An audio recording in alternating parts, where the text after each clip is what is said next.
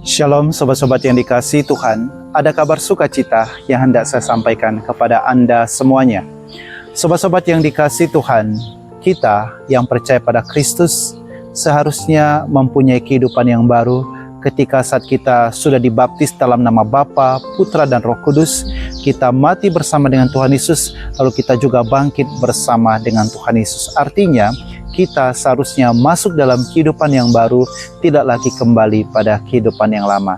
Tetapi kenyataan dalam kehidupan, masih banyak para pengikut Kristus yang terikat dengan keinginan dan hawa nafsu dunia, perjudian, persinahan, dan hiburan-hiburan yang tidak sehat. Sobat-sobat yang dikasihi Tuhan, dalam bacaan Injil hari ini juga, kita juga bisa melihat bagaimana para rasul sekalipun bisa kembali pada kehidupan mereka yang lama. Sobat-sobat yang dikasihi Tuhan, Yesus sudah menampakkan diri kepada para rasul, tetapi mereka dengan pilihan bebas mereka sendiri, mereka kembali pada kehidupan mereka yang lalu, yaitu kembali menjala ikan. Kembali menjala ikan berarti kembali pada kehidupan yang lalu, kehidupan yang masa lalu, dan kembali pada kehidupan cara berpikir yang lalu.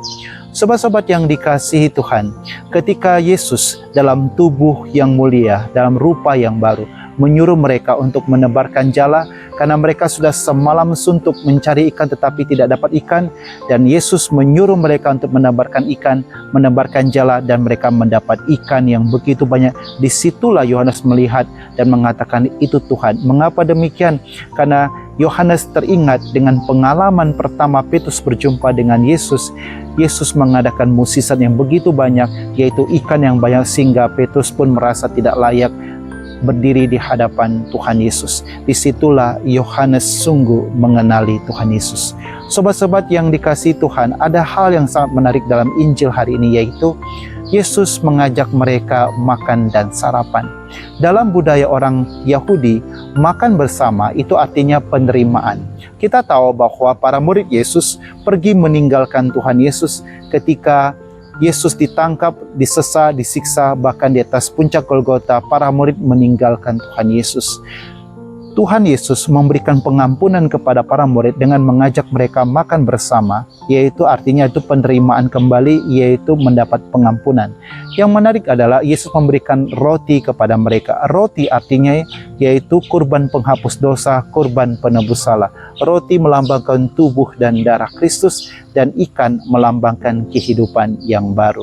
Sobat-sobat yang dikasihi Tuhan, kita yang sudah dibaptis dalam nama Bapa, Putra, dan Roh Kudus, seharusnya dalam diri kita punya kehidupan yang baru.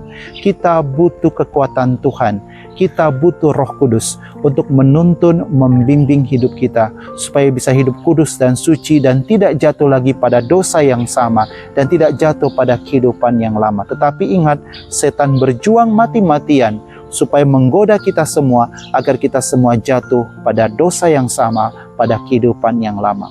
Tuhan sudah memberikan kehidupan yang baru bagi kita, semua tergantung pilihan bebas kita. Kita membuka celah bagi si setan, si jahat untuk berkuasa kepada kita lagi, atau kita menutup celah kita dan kita berjuang mencari Tuhan di dalam kehidupan. Si iste et iste kurnon ego, mereka bisa, kenapa saya tidak bisa? Itu adalah kata-kata dari Santo Agustinus. Santo Santa bisa, mengapa kita tidak bisa? Kita juga mesti berjuang seperti Santo Santa, meninggalkan kehidupan masa lalu dan berjuang mencari kehidupan yang baru di dalam Tuhan Yesus, dan mengejar Tuhan Yesus dengan segala daya upaya kita, sehingga kita pun bisa memperoleh kemuliaan di surga nanti. Shalom, Tuhan memberkati Anda semuanya.